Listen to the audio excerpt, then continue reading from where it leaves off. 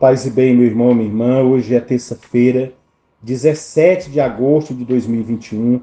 Neste mês vocacional, nós rezamos nesta semana, somos motivados a rezarmos pelas vocações consagradas, os missionários e missionárias na igreja, que pelo voto de obediência, pobreza e castidade, transmitem o evangelho a todas as pessoas. Hoje, a memória histórica é dia do patrimônio histórico e artístico nacional.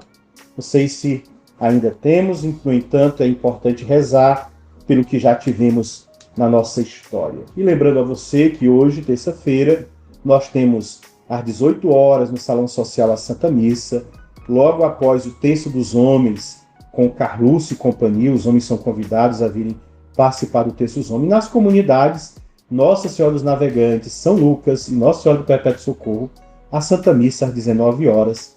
Você desses setores também está convidado a participar. E o Evangelho de hoje é de São Mateus, capítulo 19, os versículos do 23 ao 30, que diz: Naquele tempo, disse Jesus aos seus discípulos: Em verdade vos digo, dificilmente um rico entrará no reino dos céus. E digo ainda, é mais fácil um camelo entrar pelo buraco de uma agulha do que um rico entrar no reino de Deus.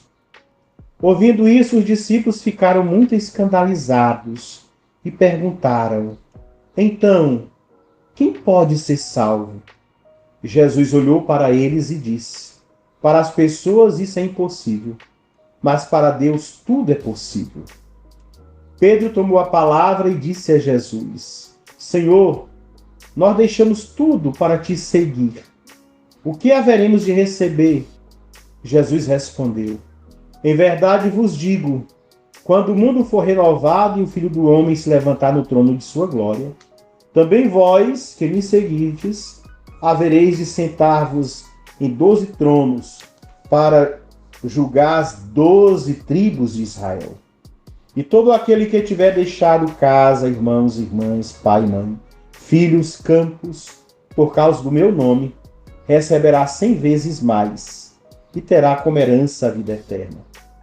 Muitos que agora são os primeiros serão os últimos, e muitos que agora são os últimos serão os primeiros. Palavra da salvação, glória a vós, Senhor.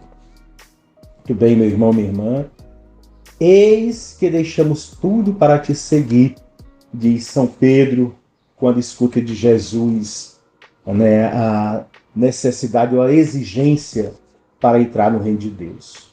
Com certeza os olhos de Jesus marejaram-se de lágrimas ao ver afastar-se aquele jovem a quem tinha convidado para segui-lo no evangelho de ontem que escutamos.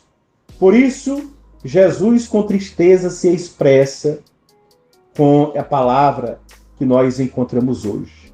É mais fácil um camelo passar pelo fundo de uma agulha. Expressão que não se deve tomar ao pé da letra, como é óbvio, mas é um provérbio ou um refrão popular, uma expressão hiperbólica muito corrente entre os rabinos, para significar a dificuldade de uma coisa.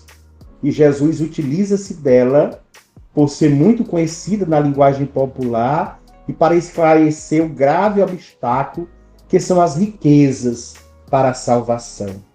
Segundo a crença popular judaica, a riqueza era um dos prêmios que Deus concedia à justiça, em contraposição a esta expressão claramente paradoxal de Jesus. Por isso que aqueles que conhecem a palavra de Deus são contrários à teologia da prosperidade muito propagada por tantos irmãos evangélicos, que quanto mais damos, mais Deus retribui em bens a cada um de nós. Não é de bens que o Senhor fala, mas do bem maior, que é a vida, que é a saúde. O significado dessas palavras que Jesus disse, que é mais fácil o camelo passar no buraco da agulha do que um rico entrar no reino dos céus, não é que os ricos não possam salvar-se, mas que os ricos que põem a confiança no dinheiro, que têm uma atração desordenada pelo dinheiro, dificilmente se salvarão, uma vez que a atração desordenada os impulsionará a cometer injustiças e atitudes prováveis em fraca oposição com os princípios da salvação. Ao ouvirem os ensinamentos de Jesus sobre as riquezas, os apóstolos, que eram pobres, e mesmo o pouco que tinham, haviam abandonado para seguir Jesus, perguntaram: eis que deixamos tudo para te seguir. Que haverá então para nós? Jesus responde-lhes, dizendo qual será a recompensa, mas alternando a ordem marcada pelos apóstolos. Eles expõem que deixaram tudo e por isso esperam a recompensa. Jesus, por sua vez, estabelece que abandonaram tudo para segui-lo e que por esse seguimento alcançarão o prêmio. Abandonar as riquezas não é mais que uma condição para seguir o Mestre. A perfeição consiste em segui-lo.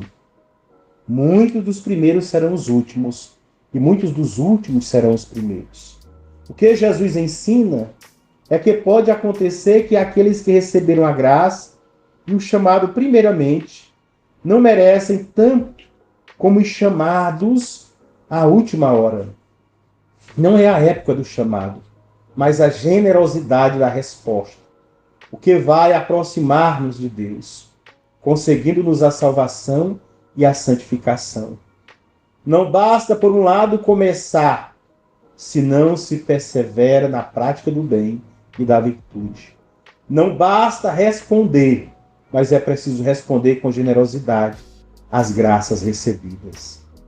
São Beda ilustra esta frase de Jesus desta forma: prestem atenção em Judas, que de apóstolo transformou-se em apóstata, que quer dizer aquele que abandona, que nega a fé.